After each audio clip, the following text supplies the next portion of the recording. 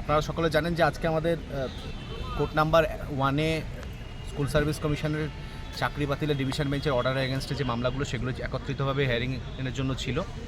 গতদিনকে অনলেন্থ সারাদিন এটা নিয়ে শুনানি হয়েছিল এবং আজকে এটা সেকেন্ড ডে। আজকে মেনলি রিট পিটিশনার রেসপন্ডেন্ট যারা, তার সঙ্গে নট কল ফর ভেরিফিকেশনের জন্য আমরা, এবং এছাড়া আরও যদি এর মধ্যে কাউকে শোনার প্রয়োজন মনে করে কোর্ট, তাহলে অতি অবশ্যই সিবিআইটাও বলা উচিত ছিল আমার, সিবিআইও, মানে এদেরই মেনলি বক্তব্য পেশ করার কথা ছিল। কারণ যারা দুর্নীতিগ্রস্ত এবং দুর্নীতিমুক্ত এই দুই পক্ষের বক্তব্য পেশ প্রত্যেকটা সিনিয়র অ্যাডভোকেটের মাধ্যমে গতদিনকেই হয়ে গেছে, কিন্তু আজকে মামলার শুনানি হলো না এবং দুর্ভাগ্যজনক খুব। কিন্তু সেটা যা হোক, তার অন্যতম কারণ হিসেবে যেটা বোঝা গেল সেটা হচ্ছে যে আজকে 3 জাজেস বেঞ্চ বসেছে অনারেবল চিফ জাস্টিসের। তো তাতে প্রথমেই বসেই অনারেবল চিফ জাস্টিস বললেন যে তাহলে কি প্রথম থেকে সব কিছু শুরু করতে হবে, কারণ যিনি তৃতীয় জাজ বসেছেন জাস্টিস বিশ্বনাথন, তিনি এই বেঞ্চে নতুন। তো তাহলে কি প্রথম থেকে শুরু করতে হবে, নাকি সেকেন্ড অপশান আমি দিচ্ছি যে আপনারা একটা সাবসিকুয়েন্ট ডেটে যান। তো তাহলে আমরা তখন চেয়েছিলাম যে তাহলে কালকে হোক, সেক্ষেত্রে দরকার আমরা একদিন আরও স্টে করে যাব। কিন্তু কোর্ট বললো যে না, কালকে নয়, সামনে 2-3 দিন সুপ্রিম কোর্ট ছুটি আছে কোনো কারণে, 10 তারিখ থেকে সম্ভবত। বললো তাহলে তারপরে 14 তারিখও ছুটি, যে কারণে বললো তাহলে 15 তারিখে হোক এটা। তো যদি আজকে আবার পুনরায় প্রথম থেকে শুনানি হতো, তাতে করে যেটা হতো যে একই জিনিস রিপিটেশন হতো, যেটা সুপ্রিম কোর্টের প্রধান বিচারপতি চাইছিলেন না। উনি ওই জন্যই সেকেন্ড অপশানটা যাতে সবাই মেনে নেয় সেটার উপরেই বলছিলেন।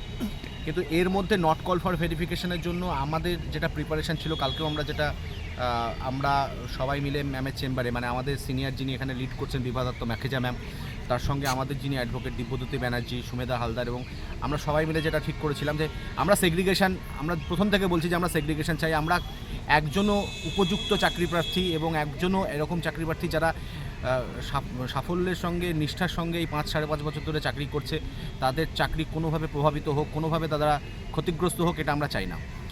একদম 100% একটা জেনুইন সেগ্রিগেশন চাই, ফুলেস্ট এক্সটেন্টে চাই, সব তরফের কোঅপারেশনের সঙ্গে চাই, যে মানে একদম শেষ পর্যন্ত যেন চেষ্টা করা হয় আন্তরিকভাবে সব পক্ষ, এসএসসি হোক, স্টেট অফ ওয়েস্ট বেঙ্গল হোক, সেকেন্ডারি এডুকেশন হোক, হায়ার সেকেন্ডারি কাউন্সিল হোক, এবং আমরা হই, এবং সর্বোপরি রিট পিটিশনার রেসপন্ডেন্ট যারা চেয়েছে, যাদের জন্য এই দুর্নীতিটা উঠে এসছে, মানে এরা সবাই মিলে যাতে এই চেষ্টাটা আমরা করি অন্ততপক্ষে, যে যারা জেনুইন চাকরি প্রার্থী, যারা তাদের মেধার পরিচয় দিয়ে এই চাকরিটা পেয়েছে এবং এতদিন ধরে করছে, জীবনে প্রতিষ্ঠিত হয়েছে, তারা যেন কোনোভাবে প্রভাবিত না হয়, তাদের যেন ক্ষতি না হয়। কারণ এটা একটা মানে তাদের আগামী জীবনের জন্য এই ক্ষতি মেকআপ করা যাবে না যদি এরকম করে চাকরি যাদের বাতিল হয়ে যায়।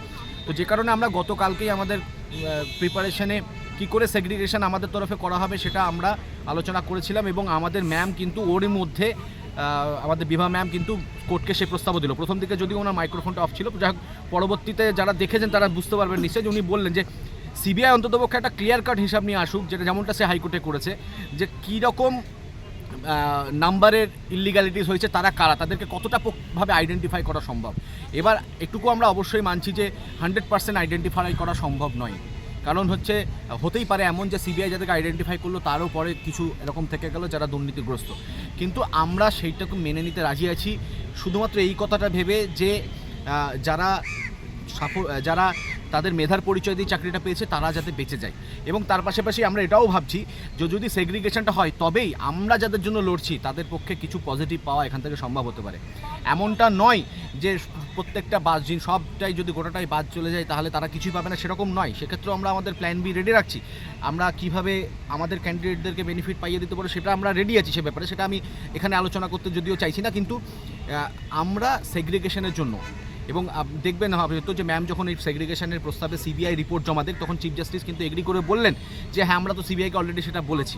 এবং আমার অন্য সিনিয়র অ্যাডভোকেট মেনকা গুরুস্বামী যিনি ছিলেন ম্যাম, উনিও বললেন যে হ্যাঁ, আমরাও একটা ক্লিয়ার কাট হিসাব চাইছি। কিন্তু এক্ষেত্রে অপোজ করলো কারো, স্বাভাবিকভাবে অপোজ করবে দুর্নীতিগ্রস্ত যারা চাকরি প্রার্থী, তাদের হয়ে যারা রিপ্রেজেন্ট করছে তারা এটাকে অপোজ করবে, এবং স্বাভাবিকভাবে সিনিয়র অ্যাডভোকেট যিনি ছিলেন ওনাদের হয়ে তারা অপোজ করলেন।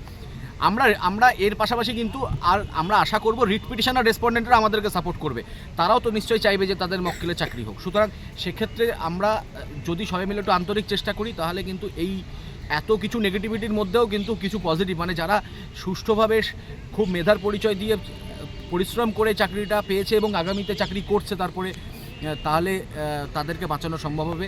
এবং আমাদের মক্কেলের জন্য যারা not call for verification meritorious candidate academically very good, তারাও কিন্তু সেই জায়গাতে তাদেরকে নিজেদেরকে অ্যাকোমোডেট করা সম্ভব হবে। এটার জন্য সকলের সহযোগিতা দরকার।